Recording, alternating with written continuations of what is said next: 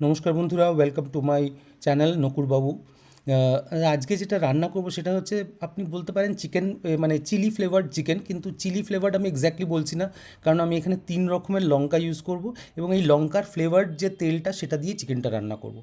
তার জন্য আমি নিয়ে নিয়েছি একটু মানে প্রি কাট পিস আর কি, চিকেনের ফ্রেশ ফ্রেশ একদম। আর দেখছেন আমি 3 রকমের লঙ্কা নিয়েছি। একটা নর্মাল আমাদের কাঁচা লঙ্কা নিয়েছি, একটা হ্যালাপিনো লঙ্কা নিয়েছি, আর যেটা একটা দুটো ঝালের জন্য নিয়েছি সেটা হচ্ছে বুলেট লঙ্কা। তো বুলেট লঙ্কা আমি বেশি দেবো না, বুলেট লঙ্কা আমরা কোনো খাইও না খুব একটা বাড়িতে, তাও খানিকটা নিয়েছি।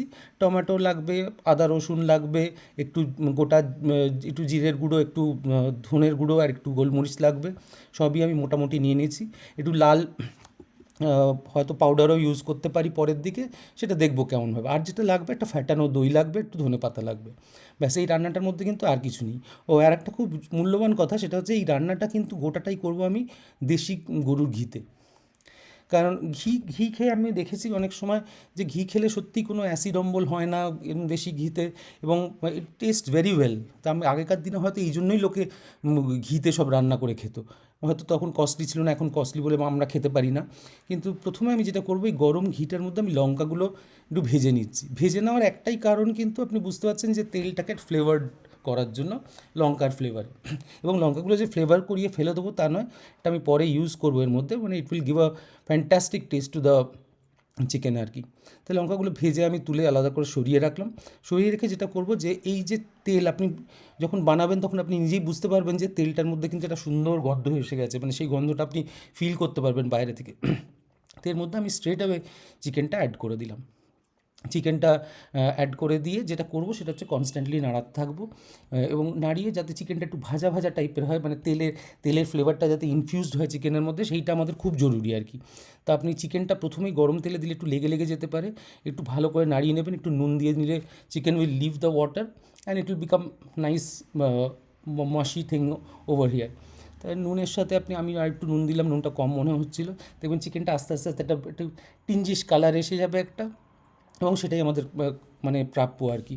তো এখানে আপনি দেখছেন চিকেনটা একটা অন্যরকম কালার ধরেছে, তখন I add fresh cut tomatoes in a lot. Lot করে আমি যেটা করব, কুকার যে একদম আটকে দেবো তা না, আমি একটু কুকারটা হালকা উপরে চাপা দিয়ে আমি রেখে দেবো, so that the tomato gets cooked. এখন দেখছেন যে টমেটোটা এখন আস্তে আস্তে তৈরি হবে ভেতরে।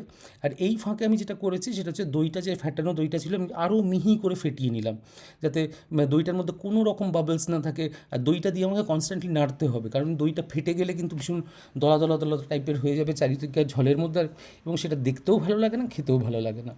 তা আমি দইটা অ্যাড করে দিয়ে কনস্ট্যান্ট নাড়তে থাকবো।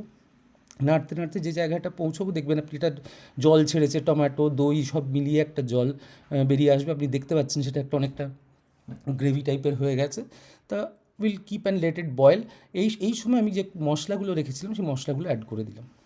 মশলাগুলো অ্যাড করে দিয়ে আবার আমি নাড়তে থাকবো। নাড়ানো বন্ধ করা যাবে না, কারণ দই তাহলে ফেটে যাবে এবং পুরো টেক্সচারটাই নষ্ট হয়ে যাবে। এবার আমি কী করবো, যখন তেলটা আবার বেরিয়ে এসছে, দইয়ের জলটা কাটিয়ে আমি যেই ভেজে রাখা লঙ্কাগুলো আমি সবের মধ্যে অ্যাড করে দিলাম। অ্যাড করে দিয়ে আমি যেটা করবো, আবার নাড়তে থাকবো, কারণ জলটা একটু কমাতে হবে আমাকে। তো এখানে এই কাজটা করতে গিয়ে জলটা কমানোর যে ইয়েটা, আর আমি আপনাদের আগের ভিডিওতেও অনেক সময় বলেছি যে আমার একটু চিকেন মাটন যাই বলুন, একটু কুকারে রান্না হলে আই ফিল বেটার, যে ইটস ওয়েল কুকড, ইটস ডান, এরকম একটা ফিলিংস আসে আমার। সেটা হয়তো আমার খুব পার্সোনাল ফিলিংস, বাজেও হতে পারে, খারাপ ভালোও হতে পারে। তা আমি কী করলাম, আমি এখানে একটা শর্টকাট নেবো। তো আমি সমস্ত কিছু দিয়ে যেটা করবো, যখন পুরো জিনিসটা ভালো করে ফুটে গেছে, আমি কুকারটা লাগিয়ে আমি জাস্ট দুটো কিংবা একটা সিটি দেবো, অ্যান্ড ইট ইজ ডান। কারণ জলটাও শুকিয়ে যাবে অনেকটা, চিকেনটাও ওয়েল কুকড হয়ে যাবে, which will give me a lot of satisfaction. যেটা আমি বললাম, আমার একটা ভ্রান্ত ধারণা হতে পারে। এটা হয়ে গেলে যখন আমি জাস্ট একটা সিটি দিলাম, সিটি দিয়ে আমার কিন্তু রেডি। এবং you serve it with white rice. Is a fantastic food. Please like, share and subscribe. Thank you so much.